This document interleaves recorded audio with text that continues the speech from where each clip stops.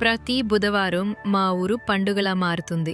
చక్రాలు తిరుగుతాయి, బొమ్మల పాటలు వినిపిస్తాయి, పిల్లలు తర్వాత ఏం చూపిస్తావు అని కేకలు వేస్తారు.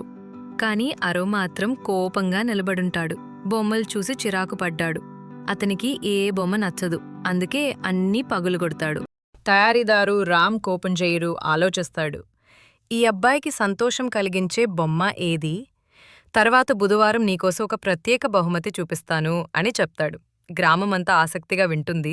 కాని అరవ్ తల ఎత్తి పగులగొడతా చూడు అని చెప్పేస్తాడు. ఇదేనా ఒక బంతి అని అరు హాస్యంగా నవ్వుతాడు. కాని ఒక్కసారిగా అది అతని చేతినుంచి జారిపోతుంది.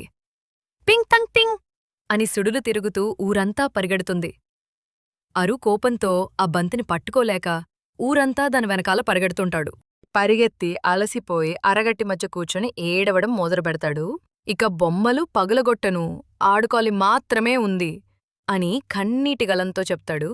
ఆ నీలి బంతి అతని దగ్గరకొచ్చి ఇక జాగ్రత్తగా ఉంటావా అని స్నేహంగా అడుగుతుందారు. అవును అని మాటిస్తాడు. ఊరికి తిరిగి వచ్చిన అరవ్ ఇప్పుడు ప్రేమగా బొమ్మలతో ఆడతాడు. ఇతర పిల్లలతో పంచుకుంటాడు. రామ్తో కలిసి పగిన బొమ్మలు సరిచేస్తాడు. ఆ మాయా బంతి ప్రతి ఆటలో ఉంటూ ఆనందం పంచుతుంది. చిన్న శ్రద్ధ ప్రేమతోనే ఆట నిజమైన మాయగా మారుతుందని అరవ్ నేర్చుకున్నాడు. ముగింపు నీతి: ఇతరులు మనకోసం చేసిన చిన్న బహుమతుల్ని గౌరవిస్తే ఆ సంతోషం మాయలా తిరిగొస్తుంది.